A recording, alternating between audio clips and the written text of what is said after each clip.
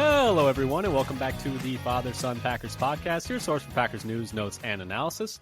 My name is Tommy, and I'm one of your hosts, and I am not joined, as always, by my co-host, my dad, Matt, but I am instead joined by my frequent host, my cousin, Eli.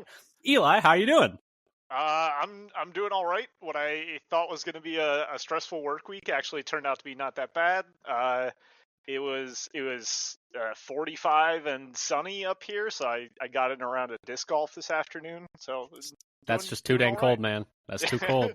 I know our Midwest listeners are gonna think I'm a wimp for that, but as a San Diego and NorCal kid, 45 is. I start to feel cold at 45. This weekend it was like 40 degrees when I woke up and took Zero for a walk, and I was my hands were definitely stinging a little bit. Maybe I'm just weak these days, but gotta ship you back to Wisconsin for a while. Yeah, just like 3-month acclimation period to just really just so I'm never cold at all down here in San Diego. But anyway, we are here today with what I would, I guess, call our first episode of the 2025 season. So we are here today to talk a little bit about what we think the Packers' biggest needs for this upcoming year are. If you want to go check out our full breakdown of last season, we just put that out last week. And we'll be here doing episodes every single week of the offseason. So just because the Packers season ended a little bit early doesn't mean that we are ending here. We'll be doing episodes every week, talking about the draft, talking about free agency, talking about coaching hires, coaching fires, et cetera, et cetera, et cetera. Looking forward to next year. But like we mentioned, today is going to be first episode of the new year, our football new year, so to speak, even though the Super Bowl hasn't happened yet. We're going to be talking, though, about what we each think are the 3 to 4 biggest needs for the Packers going into 2025. You know, in some ways, a growth year from 2023 to 2024, right? In some ways, a bit of a letdown. You know, you win 2 more games than you did in the regular season, but then you don't win a playoff game and you're showing in the playoffs is a bit, you know, I would say, what word would you, if you had one word to describe that game against the Eagles, what would you say? So after the game against the Bears, the word I would use to describe that game against the Eagles is expected. Fair. Yeah. And especially after seeing the Eagles game against the Commanders, I'm kind of glad that we got to exit when we did and maybe bump up a couple spots in the draft, because I wouldn't have been wanted to be the team that got 55 put up on them. Yeah. And I think in the conference game. And I think what we've learned is, like, you know, the Eagles are a good team. They're just really good. They have a really strong defense, a really strong running game. And if Jalen Hurts plays like a really good game like he did against the Commanders, I mean, they're liable to put up 55, and, you know, you could be lucky to put up 23 on them, to be honest. But, you know, as someone who I imagine has a lot of Eagles fan friends, what were their takes, by the way, after that Packers-Eagles game? They also thought it was fairly expected. I mean, like, a few of them are you know, the nervous type, you know, a nervous NATO here and there, where even when they're winning by a wide margin, the fact that, like, it should have been so much wider. That's true. They let us hang around a little bit. They thought there was a chance for a comeback. I was not as confident. Yeah. I mean, you know, you never know, but it never really felt like we were fully in that. Even when it was like a 12-point game, it was like, all right, like we got like a 30-pound weights tied to our ankles trying to drag this thing down the field. Like, our offense can't do anything right now. Right. But let's not dwell on that too much more than we have to. I just wanted to see what they thought about it. But we're going to be talking, like we mentioned, about those needs. But before we get into that, just wanted to pitch a couple of things. If you like what you hear today, please subscribe, whether that's, you know, Spotify, Apple, YouTube. Leave a comment, leave a review. We would really appreciate it. Like we mentioned, we'll be doing episodes all throughout the off season. Follow us on Blue Sky at Father Son Packer. So check us out there. And then before we get into talking about needs, we do have a couple little pieces of Packers news related items. The first of which is that special teams coordinator Rich Bisaccia has been extended. I think we'll be talking about that in a little bit. Yep. A bit surprising in some senses, given the fact that the special teams has not been very good under Bisaccia. Obviously, he's also the assistant head coach, so he provides some leadership in that capacity as well. It's not just on the special teams that he is, you know, contributing to the Packers, but hasn't been a great showing from the Packers special teams, you know, having been a big factor in, you know, the team falling behind both in this Eagles game, what with, you know, that fumble that, you know, we can argue it wasn't really a fumble, but we recovered it, and it was an illegal hit, and they fined Oren Burks for the hit, but I guess that helps not at all. The missed kick, and then the missed kick last year in the San Francisco game. But so that's the first piece of news. They are extending him. And then the second piece of news is that Campanile, the Packers linebacker coach, is currently interviewing for the Jaguars defensive coordinator position. This would obviously be a big blow to the Packers defensive coaching staff. He's done a really good job, developing Edgerrin Cooper. Quay Walker played some of his best football this past year. Isaiah McDuffie and Eric Wilson both look like very, competent linebackers at times. And so, losing him would definitely be a big blow. Obviously, if he's able to get that promotion, you'd be excited for him, but would also really suck to not have him around next year. And it would be another defensive position on the coaching staff to fill. And speaking of defensive positions on the coaching staff to fill, the Packers have still not filled their defensive line coaching position, also have not filled their quarterback coaching position. But in terms of the defensive line coaching position, we do have some news updates, and that is that both Casey Rogers, who was hired by the Lions as their defensive line coach, and Aaron Whitecotton, who was recently hired by the Cowboys as their defensive line coach, are both now off the board for the Packers, leaving just Eric Washington of the known interviews for the Packers defensive line position. Now, one thing I do want to note, and it hasn't been reported, that they haven't been reported to have any other interviews. One thing I'm interested in seeing is that maybe Vince Ogabase gets a look for the position. He was the Packers assistant defensive line coach under Rebrovich this past year, and previously with Boston College from 2020 to 2023, he had been Hafley's defensive line coach, just like full stop, while he was there, and he brought him over from Boston College. I would not really be surprised to just see him get an internal promotion there. But anyway, Eli, any thoughts on the Bisaccia? Any thoughts on maybe losing Campanile? Any thoughts on the defensive line coaching positions getting kind of pared down in terms of our candidates? Anywhere you want to go with any of those little pieces of news before we get to our needs? I would like to see us hire internally. Like, that gives a sense of continuity that you sometimes lose if you hire from outside, especially having somebody who has worked with Hafley before getting into a more elevated spot. I think that would help us keep developing the talent, like, sort of linearly. They'll have a less choppy experience if they're working with somebody they know and somebody who, like, knows the scheme, knows the defensive coordinator. I think that would be a huge help. Yeah, I could see that definitely being a thing. I think I could see the argument for, like, wanting the continuity, wanting someone with experience with Hafley. On the other side, it's like, well, you fired Rebrovich because the defensive line was a bit, disappointing this past year. I think, if they decide to promote Ogabase, I would like to see, like, an assistant guy come in, like an assistant D-line coach with specific experience coaching pass rush, because, like, that was, I think, the biggest downside along the defensive roster this year and a big reason why they moved on from Rebrovich. So, if they do hire or do decide to promote Ogabase, I'd like to see an assistant D-line coach with more of an emphasis on, pass rush being brought in as well. And maybe just like a pass rush specialist coach, because I think that was Rebrovich's title before he was the D-line coach, was he was the pass rush specialist. They had Mike Smith several years ago who was like the pass rush coach with, Jerry Montgomery was the defensive line coach under Mike Pettin, and Mike Smith was the pass rush specialist when they brought in Zadarius Smith and Preston Smith. So they've had guys in that role before who were like a pass rush specialist. So I think if they do promote Ogabase, I'd like to see that as well. Mm-hmm. Yeah. But anyway, time to get to the meat and potatoes of this thing, or anything else you wanted to touch on? No, that's good for me on news. Okay. And hopefully, no other further news breaks during this podcast. And hey, maybe we'll get a new defensive line by the end of it. You never know. It does seem like they've been taking a little while with this thing. It seems like most of the other positions from other teams are getting filled up already, but I guess we'll just keep an eye on it. But anyway, let's move on to the main part of this, which is talking about what we think going forward in 2025 are the Packers' biggest needs. Now, I think some of these are going to be a little bit obvious. Some of these are going to be maybe a little bit more niche. But anyway, do you want to start us off, Eli? What is your number one need in terms of what you think the Packers need to add, change, subtract, maybe even for them to, improve going into 2025? So when I opened this document and started working on it, I had not yet seen the news that we had extended Rich Bisaccia, and my number one need was a new special teams coach. So I'm not going to get what I want. The Packers special teams has been a talking point for 5-6 years now. Longer, even. It feels like it feels like it's been a nightmare, like outside of like Mason Crosby. It's like the only good special teams we've had. Yeah, I guess it was bad for a while, and then it was bottom of the barrel for a while, and now we're at like pretty close to the bottom of the barrel. Like by PFF, we're still graded 32nd. I know our actual ranking isn't that bad, but like it's not good. Watching that missed coverage on the Bears game was like watching like a stage play or silent movie in how over the top dramatic you have to show incompetence like, in order to represent it in that medium. Like it was so bad. Yeah, And it like felt like obviously watching. that's not Go ahead, Zach. entirely on coaching, but still, like, Yeah, that's a sign that something needs to change.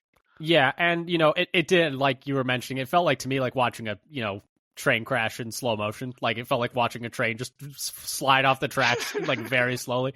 It's like you could see it coming like as the guy was catching it, and you were just like, oh man, there's no one on that side of the field. This is going all the way. Like as soon as he caught it, I was like, there's no one there to stop him. Like I'm just gonna have to watch this guy for the next 5 seconds run this back 60 yards, and like I already know it's a touchdown. Like can we just skip to the end of this play, please? But Yep. yeah, like you mentioned, we had talked about this a bit offline, where it's like when they brought in Rich Bisaccia as the special teams coach, a lot of his the biggest strength of his resume was as an interim coach for the Raiders. Mm-hmm.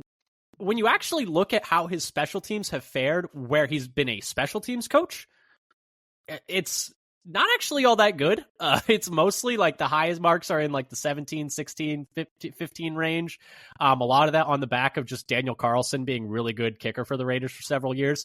Now, I will say, in Bisaccia's defense, 2 things. Number one, he's also the assistant head coach, and I think, gives a little strong leadership presence in the locker room. The locker room really seems to like him. A lot of people talk about, Keyshawn Nixon talks about a big reason he came there was Rich Bisaccia. Josh Jacobs talks about a big reason he came there was Rich Bisaccia.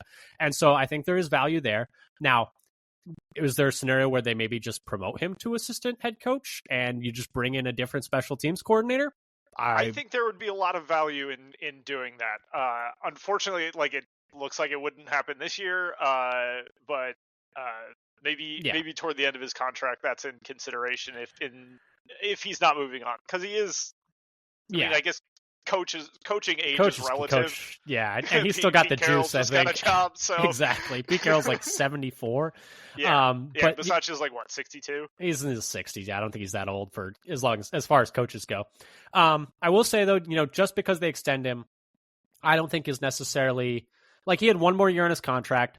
It's very rare for assistant coaches, like coordinators, to go into lame duck years. That's not very common. So just because they extended him, I don't think is a referendum on like, oh, they're definitely keeping him these next 3 years. Like It could still be like, hey, if next year doesn't go well, they could still move on and just, they'll pay out the rest of his salary. It doesn't go against the salary cap. Like it's just money that the team has plenty of at the end of the day. Like they're not wanting for money right now. So just because they extended him, I don't think is like a guarantee that we're going to have him around for the next few years. But I will say the other thing I was going to mention, besides the fact that he does bring some value in terms of, as a voice in the room, as a leader of men type deal, which was why he was such a good interim head coach. He's not, I don't know that he's necessarily good at coaching the special teams aspects, but it's why he was such a good interim head coach. Raiders feel like they get a lot of those leader of men type interim head coaches, which they've probably also had more interim head coaches than most teams recently. Yeah, well, I was thinking the big reason that they probably kept Antonio Pierce that extra year was because they kind of regretted not bringing back Bisaccia because the McDaniels thing went so poorly, and they were like, well, we should have just kept Bisaccia, but really they just learned the wrong lesson, which was like, maybe just don't hire McDaniels. That was the lesson they probably should have learned. Yeah. But the second thing I will say in defense of Rich Bisaccia is the Packers had Mo Drayton and Sean Menenga the 2 years prior to Bisaccia, and they were like 32nd with a bullet, like bottom of the bottom of the bottom of the barrel. Yeah, we were like distance 31st to 32nd, same as like the distance between 1st and 12th, something like that. Yeah, it was like we were so far worse because I don't know if you remember the Packers-Niners, obviously special teams disaster playoff game where they block the punt and we lose. Yep.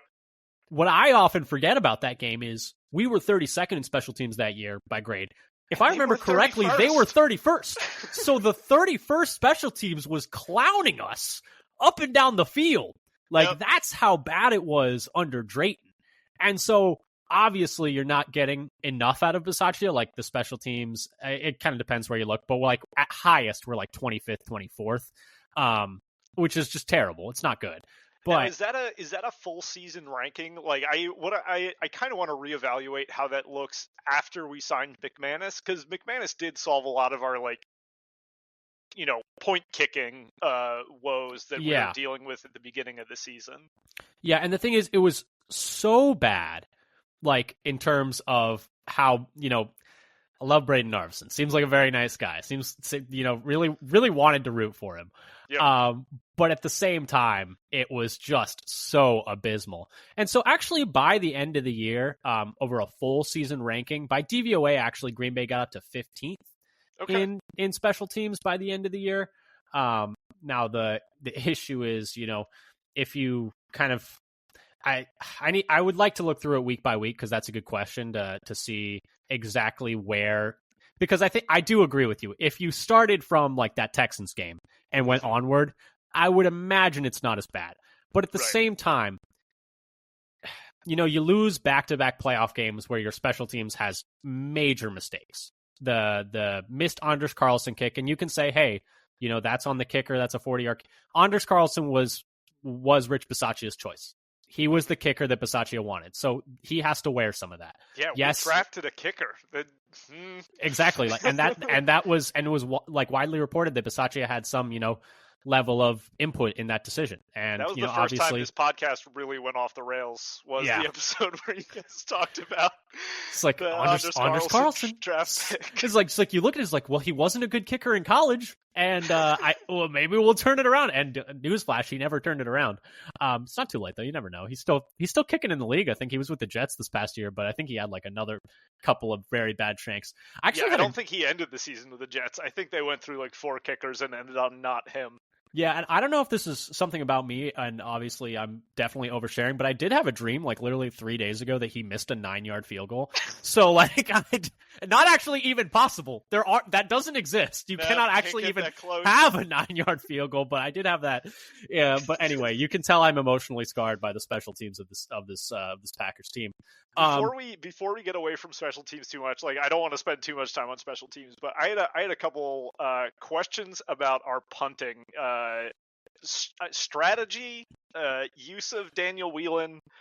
So I didn't realize how short those punts were going until watching that Seahawks game. He really fell off at the end of the year. We could actually really see what was happening. Yeah. But he has insane hang time, so it's not a power issue. He's just sending moonballs up. Some of them didn't even have good hang time, though, to be honest. It was only his second year in the league. I do just wonder about, fatigue setting into his legs over the course of the year. Okay. And, as he gets older, maybe he finds better ways to keep that stamina up over the course of the year. I have questions about maybe whether or not has to do with just colder weather and, him not being used to kicking in that colder weather. I think it could be a million things. I just don't know enough about punting, but it's unquestionable that I think he just did not perform very well like the last month and a half of the year. Yeah, because on the year he was 4th overall in punt hang time, 20th in pinning them inside the 20, and 29th in yards per punt. Which is still better than what we had in 2022. So it's still an upgrade. Yeah. But I was wondering if like he's being coached to punt in such a way to reduce explosive returns. Like if the Packers are just like scared of giving up a big play on special teams, so they're giving up 15 yards of field position in order to guarantee that they'll have somebody on the ball when it lands. Yeah, but the thing is, even some of these, like where he was kicking them only like 44 yards, they were still giving up like 7 yards of returns. Like he wasn't even forcing that many fair catches, it felt like. I don't actually have the numbers in front of me. I wish I had, because that's a good question. But I just felt that he didn't perform very well down the stretch, like regardless of, what the plan was. Because there were some like 34-yard punts where I'm just like, oh my goodness, like what are we doing out here?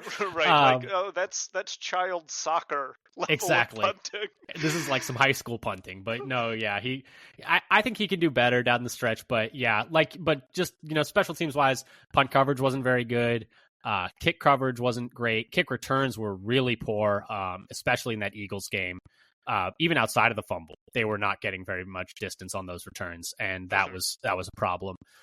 We could talk a little bit about Keyshawn Nixon saying he doesn't want to return anymore. I don't know if you want to touch on that.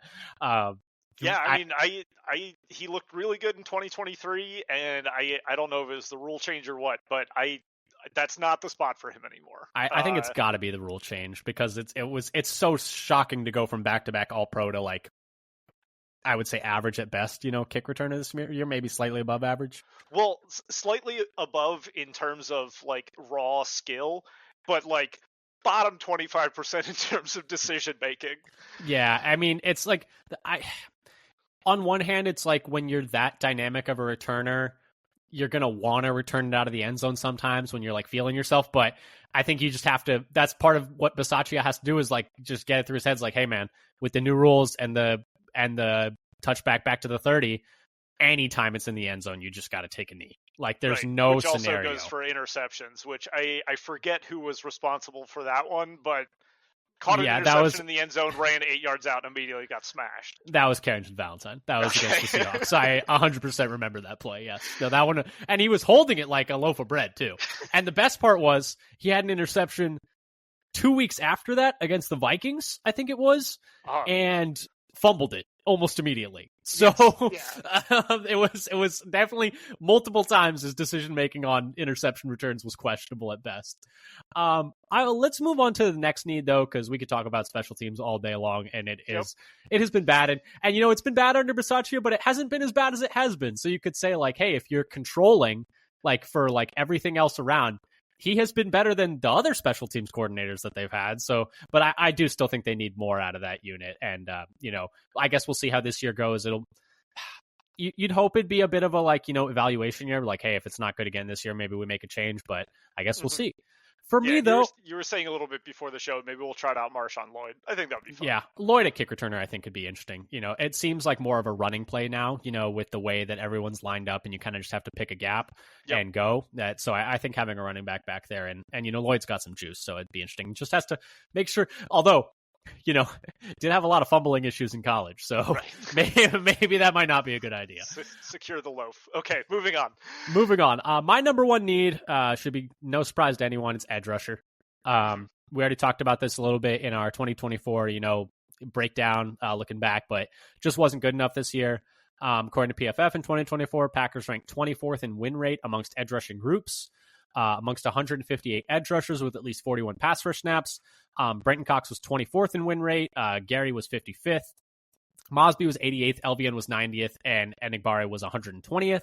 So, only one guy in the top third, or two guys in the top third, one guy in the top 30, and he was a part-time player. And you add on to that both Enigbare and Cox are going into the last year of their deals. Enigbare is going to be an unrestricted free agent in 26, and Cox will be restricted. So they'd probably be able to bring back Cox, but I'd imagine they're going to have a hard time bringing back Enigbare. So even with, the guys they have, they're not going to have them for too much longer. And they also just need more from that group. And I specifically feel like they need a better number one option. Gary, when you actually look at some of the numbers, he didn't have as bad of a year as I think some people think he did. His pressure rate is decent.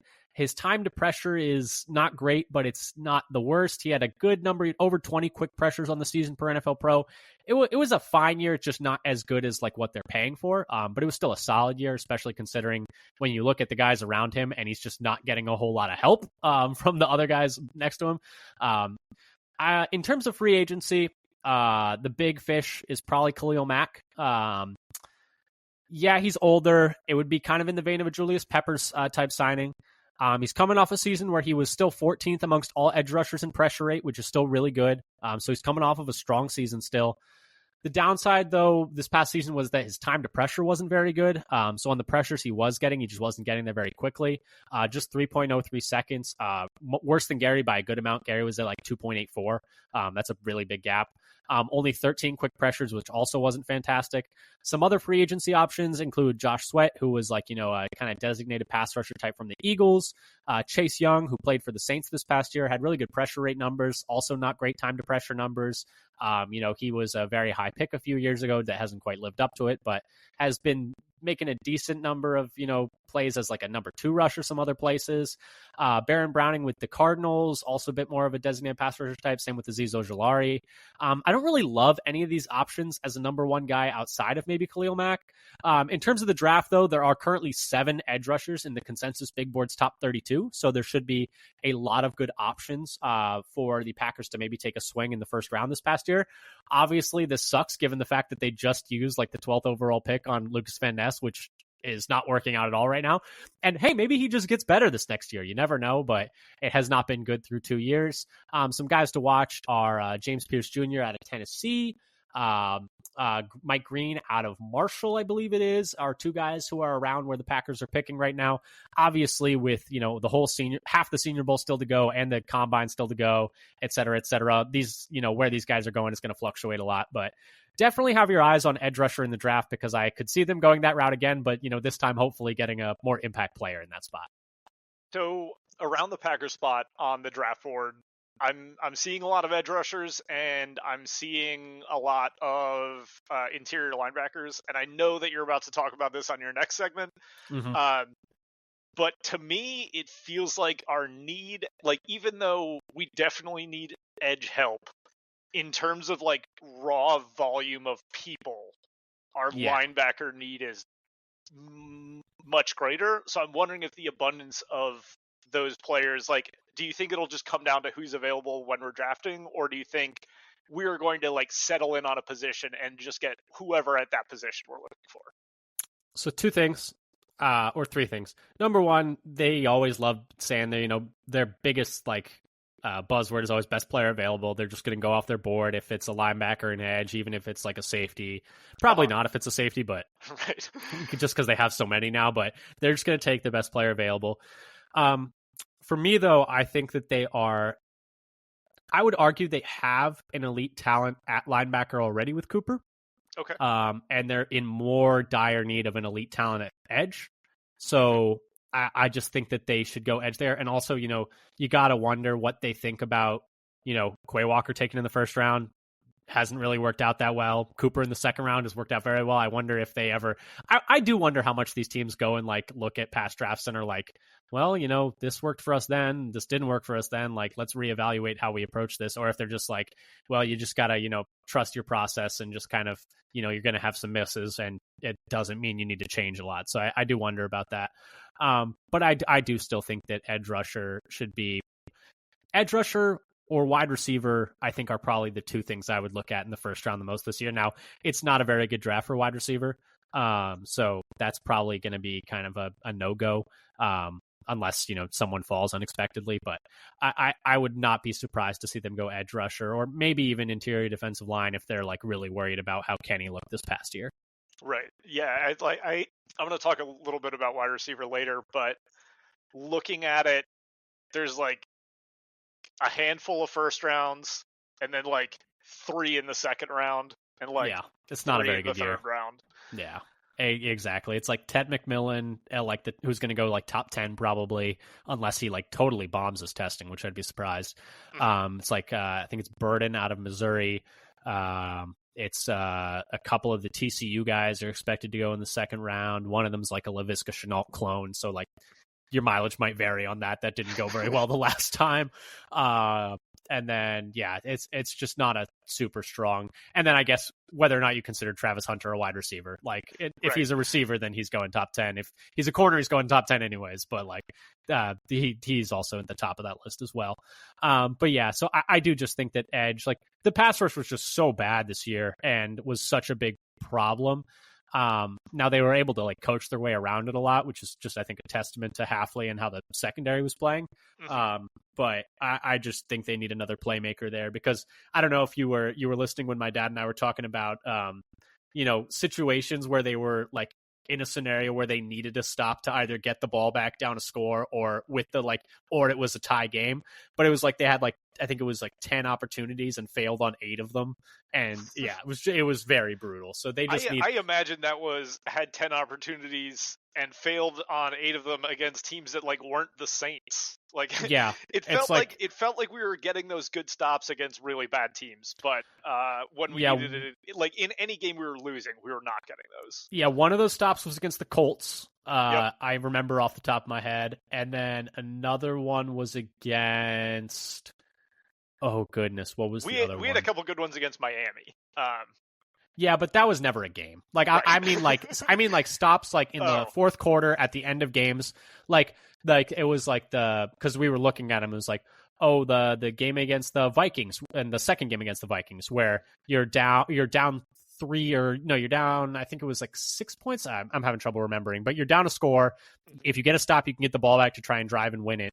Actually, we might have been down 2 points at that point.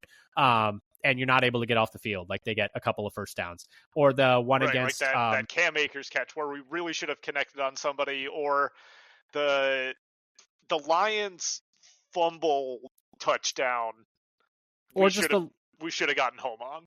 Or just the Lions, like, hey, like it's a tie game. Don't let them drive down for a field goal. Oh, they drive down for a field goal. Mm-hmm. Or the Bears, even the game we beat them, don't let them drive down and get into field goal range. Oh, you got bailed out by your kick block unit, but you did let them drive down for like what would have been an easy field goal. And I just think, to circle back to the edge rusher point, I think if you have a playmaker there, you just need a closer, I think, is the big thing. You just need a closer who's able to make those stops there. Like you look at the two teams in the Super Bowl, they got Jalen Carter and Chris Jones, both like essentially ending games for like their defenses when they really need to. And also, the Chiefs have Spags, so that's the other right. thing. But... Like, so yeah, the Eagles one, it looked like when they were ending, it was due to like excessive physical talent, and when Spags was doing it, it was just like he was just sneaking guys past. Well, part of the reason that he's able to do that though is like Chris Jones is such a force that like they need to double him every single time. So right. But yeah, I think you just need more supreme physical talent and like go-to guys along that defensive line. But yeah, I do think there's always the pipe dream of like, do you try and trade for a Max Crosby? Do you try and trade for a Myles Garrett? Those guys are almost always, number one, untouchable. Number two, like the price tag and market for them is just going to be insane. Like it's going to be 2 firsts minimum, and everyone and their mother is going to be bidding 2 firsts.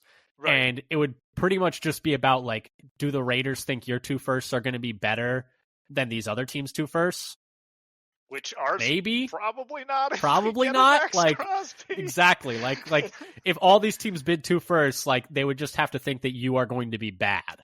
And right. like that's kind of how it has to go down. And also, I don't even know if the Packers would do that. But anyway, Eli, what is your second biggest need for the Packers in 2025? I would like to see. Well, so this is going to depend on a few things. I want to know what our cornerback one situation is. I would be very happy if it were a healthy Jair Alexander playing 17 games and being a shutdown corner. Coming off of an injury-ridden season, I'm less confident that'll be the case. Coming off of a season where when he was cleaning out his locker, he said he had no good things to say, I'm less confident that'll be the case. So looking for somebody to step up into that role, because from what we saw, Valentine did an all right job stepping up into that role. But then that meant that like Stokes was stepping into Valentine's role, and then everyone got absolutely lit on fire. So, without seeing wide receiver 2 coverage without Valentine like doing that job, being in that position, helping out there, like we saw ourselves getting burned by Jordan Addison for like hundreds of yards and 2 touchdowns. Yeah, I mean, the corner thing is so tough. So they could move on from Jair this offseason, and I kind of expect that they will. They stand to save in total, like if they were to release him, they would save $17.5 million spread out over the next 2 years, pretty much. Right. I think it would be a $6 million. It'd be like 7.3 this year, I think, against the cap. Year. And then, if they had kept him, they'd have to pay him like an additional 10 the next year. So it's like theoretically saving 10 the next year also. Does leave you in a position where you're a little bit short on corners, though, because, not only would you be moving on from Jair Alexander, Eric Stokes is also an unrestricted free agent this offseason. Corey Ballantyne is also an unrestricted free agent this offseason. So you're pretty much just down to Carrington Valentine and Keyshawn Nixon on the outside with, I think at this point we can argue that Bullard is pretty much a full-time corner. So like he's pretty much a full-time slot guy. But in terms of outside corners, it's just Stokes and Valentine and no one else at all, with both not Stokes, Keyshawn and Valentine, and just no one else. So definitely a need. I don't expect that they bring Stokes back, right? Like that feels like almost no chance, in my opinion. Stokes did step up from 2023 to 2024. So 2023, he had exactly one good game, or maybe that could have even been 2022. But like 2023, he was pretty bad, and this year he was just like, eh. Yeah. So there is signs of improvement, but that's not necessarily enough to keep Stokes on. And he was never matched up against a wide receiver one. And I don't think can even think about covering Justin Jefferson. And I mean, if we just want to look at what the Packers think about him, here are his snap counts by week. Week 15, 63 total snaps. Week 16, 35. Week 17, 34. Week 18, 5. Wild card weekend 1. Yeah, that sounds about right. They pretty much benched him for the last 2 games of the year. And I think, they're pretty much telling us how they think about him, so he's pretty much gone. But yeah, like you mentioned, corner, definitely going to be a need, specifically outside corner. Now, when you look at exactly what that might mean for the Packers, obviously they're not going to be in a position to draft Travis Hunter or Will Johnson. Those guys are both expected to be top 10 picks. There are still some guys, later on. There are still 3 other corners that are projected to go in the first round by the consensus board right now. I still don't think that would be worth the grab in the first round. The person that I'm like hoping for, and it would be a little bit of a drop to us, would be Darian Porter, who's a second round draft prospect. He allowed 5 catches on 17 targets and had 3 interceptions, so almost as many interceptions as catches against him. He allowed a passer Iowa State, 4. the Cyclones. Yeah. The what's it called? I think they just need also just depth there. It also depends on how much of a sour taste is left in your mouth by watching Carrington Valentine get dribbled down the field by Dallas Goedert. It depends how you feel about that. Well, that was another thing I liked about Porter, is he had a lot of like really good open field tackling, which it feels like a lot of times against us, and I have no stats to back this up, but it feels like people are catching the ball like for an 8-yard gain, 2 yards short of the sticks, and we never stop them short. It feels like they're getting that first down an awful lot of the time due to the manner of tackling that when I look at that space. When I look at our secondary guys, I do feel like Keyshawn and Bullard are good tacklers. Like I feel good about their physicality coming downhill. I feel pretty good about Williams and McKinney also. Yes, I will say I like our safety group. Valentine's tackling is not good, and there's always a scenario where he improves. He was a slender guy coming out of college. He put on some pounds, already, coming into this year. If he can just get a little bit more physical, like we have to remember, he was a 7th round pick for a reason. Like this is like, it's not like he came in with this massive pedigree and these massive expectations. He has already exceeded any expectations anyone should have had for him coming out of the draft, for given where he was taken. But I still really like Carrington Valentine. I know that this Eagles game left a bad taste in everyone's mouth. I would still feel fine if he's your starting second outside corner going into 2025. That's where I want him to be, is second outside corner. Well, the first question is like, how do you feel about Keyshawn as your number 1? That's something I haven't looked into much. However, I was looking around at the free agent pool for cornerback. There are 11 free agents in PFF's top 100. DJ Reed, Charvarius Ward, and Rasul Douglas on the top 3. I don't know if Rasul would want to come back to the Packers. Would be a fun reunion. It's a good question. I wouldn't hate it. Now, the question is also, would the Packers be interested at Rasul Douglas at 30 years old? He's already 30. And then in terms of Charvarius Ward, he's also, 28 years old, and as is DJ Reed. They're both getting, to that age where it's like the corners start to hit a little bit of a cliff at 30. So you'd probably be paying them on like a 4-year contract for 2 years of service. Now, you could argue like every NFL contract is really like a 2-year deal, and then you usually reevaluate after 2 years anyways. And like most guys don't even play out the length of their contracts, so it doesn't even really matter. But yeah, I do think that they need. That's the thing is like I totally agree with you. They need corners. If they went into it where they took like 2 guys on day 3 and were like, these are just going to be some depth guys that we like have, we're going to take some volume swings at it, I wouldn't hate that either. I also wouldn't hate if they took like, a second round corner and were like, we want this guy to battle, Valentine and Keyshawn and him for like 2 guys for 3 spots. Wouldn't hate that either. Volume depth guys are day 3 volume depth guys is how we find special teams players at the Green Bay Packers. And that has not gone well for us. But it is a good point because, at the end of the year, a lot of people talked about, it's like, hey, the Packers are just not playing man coverage because they just don't have the corners to play man coverage. They're like forced into playing zone like all the time. And, when you're forced to do something like that, you become predictable. So fair. But yeah, no, they definitely need new corners. That's a good one. For me, the next one, which you already kind of teased, is linebacker, which you already mentioned. And the big thing is that they only have 3 under contract for next year at all. And it's Quay, Cooper, and Hopper. And only 2 of those are under contract in 2025, assuming that they do not pick up Quay Walker's 5th-year option, which I think at this point, it's kind of safe to assume they're not going to do that. Now they could, figure out some kind of, minor extension like they did with Jordan Love, where it's like, not quite the fully guaranteed extra year, but they have some, more security, something like that. You never know. But right now, Walker's not under contract for 2026. And so this coming year, they will be replacing, in 2024, Isaiah McDuffie played 663 snaps, which was 64% of snaps. And Eric Wilson played 532, which was 51%. And then this past year, Quay Walker played 711 snaps, which was 89% of snaps.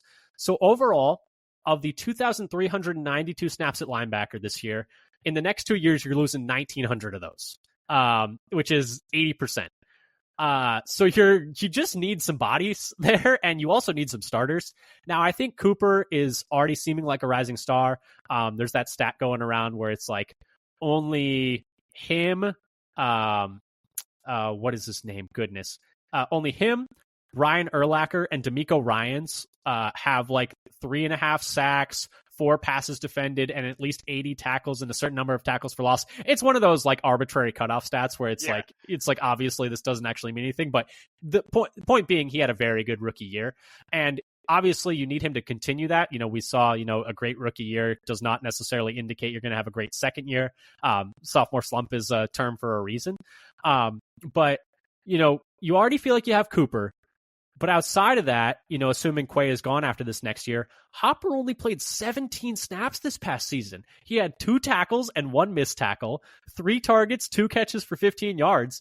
He's just a total unknown despite being a 3rd-round pick this past year. Now, obviously, they liked him, but it was a bit of a reach in terms of consensus board. Now, they're going to, hopefully he can grow from year 1 to year 2. Obviously, if they lose Campanile to that DC position, that's going to kind of throw a wrench in that. But they need him to, get better. But they need bodies there, if nothing else. The Packers do have 7 picks in the draft and $60 million in cap space. There are currently 13 linebackers in the top 200 of the consensus board and 10 free agents in PFF's top 100. There are avenues to adding them, and I'm not saying that they need to like pay up for like a number 1 level guy. I'm not saying they need to necessarily use a 1st-round pick on a guy. I think you already have like your number 1 linebacker of the future in Cooper. And this coming year, you have a decent number 2 guy in Walker, but they're going to need to, bring in at least like, I think 2 to 3 guys. I wouldn't be surprised to see them bring Eric Wilson back. They already brought him back once on like a, mid-level contract. He's a very good special teamer, even when he's not playing linebacker. They trust him a lot in like multiple phases there. He was able to, he's not a great linebacker, but he was able to step in multiple times and play like a good complement of snaps despite being really cheap in terms of like what you're getting for like how much you're paying him. Totally worth it. So if they wanted to bring him back another year, I wouldn't hate it. But they just need more players there because they're losing like I mentioned, the next 2 years, they're losing 80% of the snaps they've had there. And just this coming year, they're losing over 50%. So yeah, they just need guys there. Is Cooper the best 2nd-round pick we've had in like the last decade? Oh man, Elton Jenkins probably. Oh, okay. Yeah, I would say Elton. I mean, last decade, that's like that's like big. even. That's Last decade, it's Devon. Oh, no, we're technically out of that. Yes, we are. It's like, so you're saying best second round pick since Devontae Adams, pretty much Yeah. is what you're asking. I'd probably go with Elton. Would probably be my bet. Yeah. But it's a fair question. Not Kevin King. Not oh goodness, what was his name? Was Quentin Rollins a third rounder? I can't remember. Not Jason Spriggs. It's not Jason Spriggs. I can tell you that. Yeah, no, I don't know why I just decided to give all these players just drive-by warning shots and calling them out. But yeah, no, he was definitely as like a rookie. I mean, he was as a great season as a rookie linebacker. But yeah, they're gonna need more of those. Yeah. But anyway, what was your? Do you have 1/3 and final need? Yes. This is more of a philosophical need, rather than necessarily like an actual personnel thing. So I'm wondering if the Green Bay Packers need to have a wide receiver one for the 2025 season. I think yes. That could be something that's sourced internally. That could be somebody we grab from free agency. It could be somebody we draft. But I like the coaching philosophy about not having a wide receiver one. It makes you unpredictable. It makes it so you can kind of scheme anyone to anywhere. It makes it so there's not just one person you have to shut down and the whole offense collapses. But that person, having a wide receiver one also is like a get out of jail free card in a lot of situations. Mm-hmm. There's so many times this past week where watching AJ Brown catch a sideline ball, and he just did it. You weren't like, oh, well, it's kind of hard. He'll probably drop it. No, he's going to catch the ball. Exactly. The Packers led the league in drops, or drop rate, I think it was actually. But either way, unacceptable for a team that's trying to win. And, to me, the way that teams just played man coverage down the stretch should be the absolute nail in the coffin of the idea that the Packers don't need a wide receiver one. Right. It was fine last year when you didn't have a lot of expectations and you were, just trying to get guys to develop. That's fine. It was when you're a team that's trying to be serious about competing for a Super Bowl, you cannot just be like, oh, they'll just single cover all of our guys and no one can win one-on-one. You need a guy who other teams need to game plan around. And so I think the way teams played man coverage down the stretch, the way the Packers struggled with drops this entire year, I think that should totally dispel the notion that they don't need a wide receiver one. Now, how are they going to get one? I have no freaking clue, but they need a guy. Well, and this is another thing is if you are going to rely on the strength of having a bunch of interchangeable, fairly good players, your quick passing game has to be a lot better than it is. It's you can make those players work if you're doing quick chunk plays down the field where the scheme is getting them open and Jordan Love knows where the options are and is going to them quickly, which you talked about a bunch going to the Vikings game, and we didn't really see that. That was the way we were hoping to exploit them. They were a team that was giving a lot of space to the receivers, and we still couldn't make that work against their secondary. But looking forward, the absolute lottery ticket jackpot guys, we have T. Higgins and Chris Godwin in free agency, which would be delightful. The thing with Godwin's good, but he might not even be playing next year. Exactly, he's coming off a broken leg, and he's really more of a slot guy. He's really I know they have had him outside at times in his career, but his best seasons have been when he's predominantly a slot guy, and so that's a lot of overlap with Reed. The T. Higgins thing would be fantastic, but I was talking about this with some buddies of mine, and it's when you look at the wide receiver contracts around the NFL right now, just this past year, Jalen Waddle got 28 a year, CeeDee Lamb got 34 a year, AJ Brown got 32 a year, Amon-Ra got 30 a year, and they were all just getting extensions. He's going to the open market where everyone is going to be bidding for his services and trying to outbid one another. I have no idea what he's going to get. Like I think there's a world where he ends up getting as much as Justin Jefferson, where he ends up getting $35 million. Right. He might reset the market for free agent wide receivers. Brandon Ayuk held out for $30 million a year, and that was just like an extension. Like he had a year left on his contract. Like and the other part is like the wide receivers in this free agent class are just not very good. It's Hollywood Brown. It's T. Higgins. It's Hollywood Brown. It's Chris Godwin coming off of like a broken leg. It's Stephon Diggs coming off a torn ACL. The ghost of Keenan Allen. It's the ghost of Keenan Allen. Like it's all these guys who are like either way past their primes, coming off of severe injuries, or both, or just guys who are just average to begin with, like Hollywood Brown. I mean, he also just missed almost the entire season as well, coming off an injury. So I can't even imagine what T. Higgins is going to get, and I would be shocked if the Packers are like willing to pony up as much as some of these other teams, might be able to. Right. Yeah, it's tough, and especially with Christian Watson probably projected to miss most of the season, and then Dobbs now with 2 concussions in the past 2 months. And we've got a pretty weak draft class coming up. Like there were only a couple names in the first few rounds that I was excited about. One of them is Jack Besh out of TCU. Yeah, big guy. He's not fast, but he is large and tall. He is large. He is, large man. Yeah. So like he could be an X receiver. Has the shape for it. Can like win at the catch point, can muscle out people, which a lot of our current smaller wide receivers that aren't Christian Watson can't do. Yeah. My big prayer is that the Jets decide to hit the full reset and move on from Devontae Adams. I mean, if he's open to a reunion, like in terms of like what Brian Gutekunst talked about, like it's the time to compete now.